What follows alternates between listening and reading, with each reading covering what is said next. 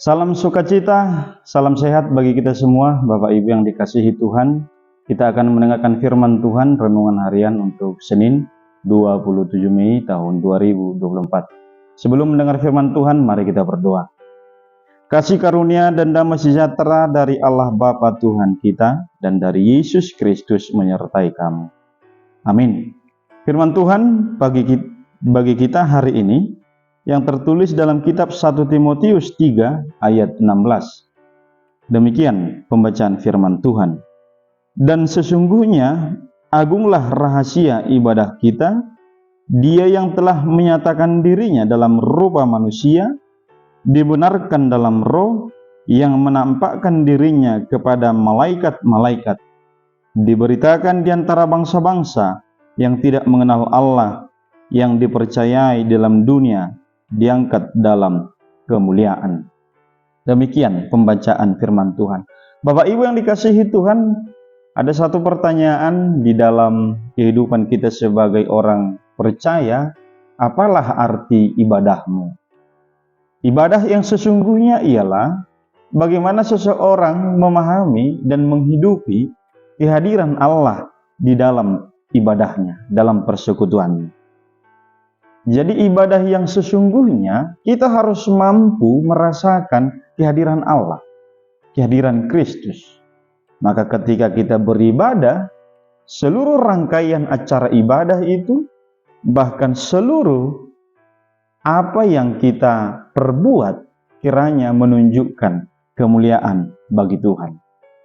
Apa yang kita petik dari firman ini? Yang pertama, Tuhan menyampaikan, rasakanlah kehadiran Tuhan mengubah kehidupan kita di dalam ibadah. Ada rahasia tersembunyi, ada hal yang tidak bisa dijangkau secara logika manusia ketika kita beribadah. Tapi yang pastinya sebagai orang percaya, ibadah itu mempengaruhi kehidupan kita. Firman Tuhan berkata dalam 1 Timotius 3:16 tadi, bagaimana Allah menyatakan dirinya di dalam kehidupan kita, yaitu di dalam bentuk roh. Jadi wajah Kristus, wajah Allah dalam iman kita, kehadirannya kita rasakan untuk mengubah kehidupan kita lebih baik. Jadi ketika kita berdoa, bernyanyi, memuji Tuhan, berikanlah dengan sungguh-sungguh. Ketika para hamba Tuhan menyampaikan firman, mari dengarkan sungguh-sungguh. Ada tantangan dalam zaman sekarang ini di media yang sedang canggih ini. Terkadang dalam ibadah itu alat gadget ini bisa mengganggu.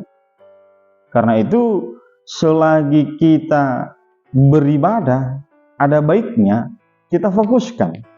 Bisa kita membawa gadget ke dalam ibadah, dalam gereja, tetapi jangan lupa dasar atau keinginan kita beribadah itu harus sampai kepada menghidupi firman Tuhan dan melakukan.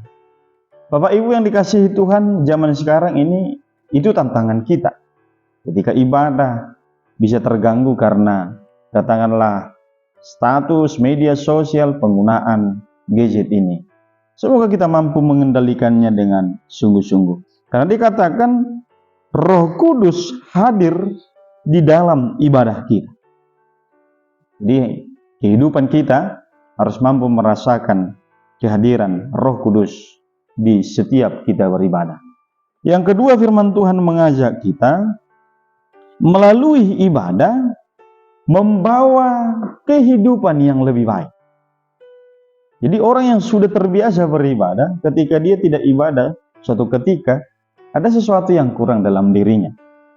Jadi ketika ibadah itu sudah dihidupi sungguh-sungguh, maka dia mengimani ibadah itu yang dia dapatkan adalah secara khusus imannya bertumbuh dan hidupnya dalam kasih, hidupnya dalam damai sejahtera.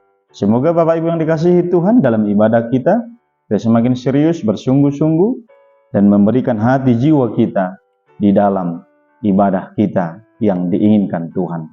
Amin. Kita berdoa. Terima kasih Bapa di sorga atas firman-Mu yang menguatkan kami, agar kami menjadi pribadi yang beribadah dengan sungguh-sungguh, dan kami juga menghidupi ibadah kami, dapat mengubah kehidupan kami lebih baik. Berkati hamba-Mu, berkati sahabat pendengar channel YouTube ini, agar kami semakin bertumbuh dalam kehidupan ibadah yang sesungguhnya. Dalam Kristus Yesus kami berdoa. Amin. Shalom Bapak Ibu, Tuhan memberkati aktivitas kita, kiranya kita dalam keadaan sehat selalu.